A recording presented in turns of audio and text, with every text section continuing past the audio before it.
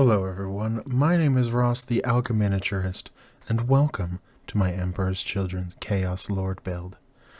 I had in my hands a Start Collecting Chaos Space Marines box, as well as a box of Havocs and the Noise Marine for a while, all built and primed black. I had absolutely no idea on how I should paint them.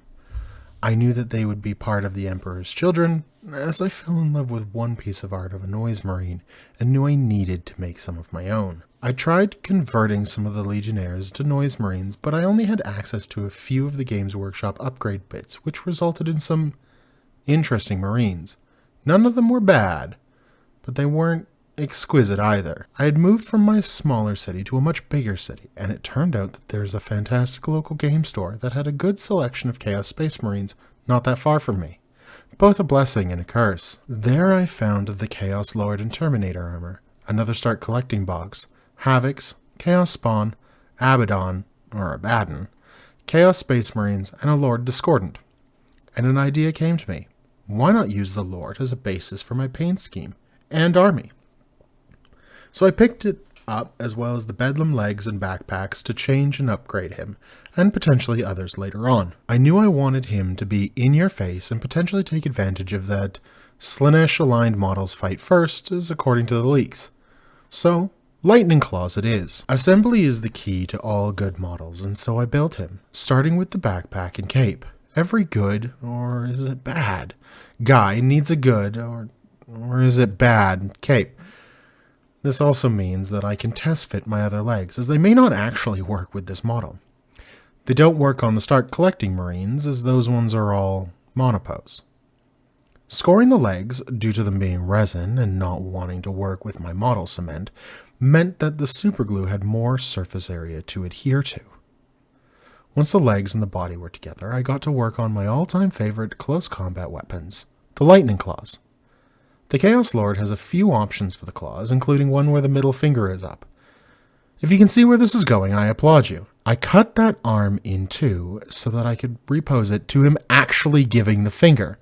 Because, as we all know, you're not Slaanesh if you ain't horny. Due to his finger being up the way he is, and the fact that I love the word, I nicknamed him the Fingy Lord, and I'll probably refer to him as such from now on. The base, pauldrons, and head came next, and I'd be lying if I said that the pauldrons were easy to attach.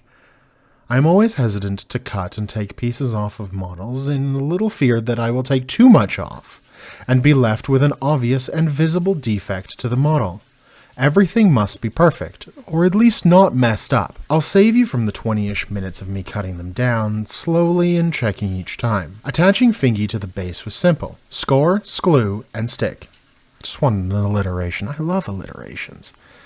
That was way nicer than the pauldrons could have ever hoped to be.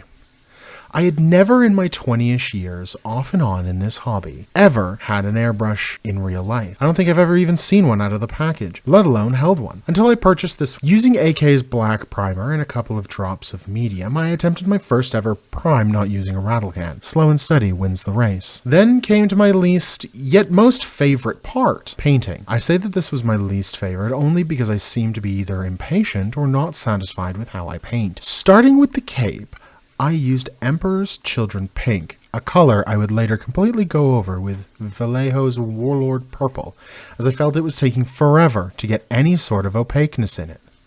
All of Fingy's clothes would be these vibrant colors. Leadbelcher for all the metal, as I love this paint, and it is such a nice feeling and looking metal color. However, this suffered from my, whoops, almost too thinned out problem some of my paints had due to me transferring them into dropper bottles. Next, I attempted to use my Liberator Gold, but due to my overzealousness in thinning my paints to get them into dropper bottles to be much more useful, I thinned it too much. So I switched to Phalanx Yellow in hopes to kickstart my gold trim over everything. And I mean everything. Seriously, Chaos for being Chaos sure has a lot of trim.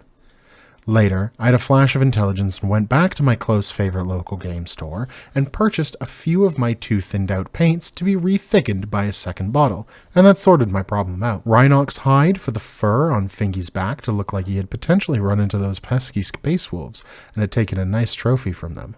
Screaming Skull for the white of the well, skulls, it just seemed to make sense.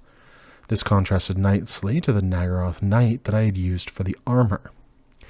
Some more Rhinox hide was used for the base to make it all nice and rock-like and to tie it all nicely together. I don't want every color on a model to be so vibrant and eye-catching, or the whole model will read as a mess and not be, in my opinion, as striking. Then it was on to Jazza's favorite thing, Streaking Grime.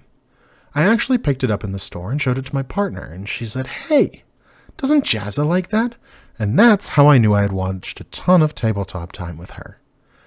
At this point, I realized I had not actually spent any time looking at what I should be doing with it and decided to just wing it, slathering it all over the model and then using mineral spirits on Q-tips to take some of it off. I realized that I needed to get better Q-tips as the regular ones did not have the tip, edge, reach that I felt like I needed to make this look that much better. Upon taking lots of it off, the leftover Streaking Grime left me with exactly how I saw Fingy in my mind. A proud, yet battle-grimed lord who loves to say a big frick you to his enemies. And with that, I called it finished. My Fingy lord was complete. Roll the spin.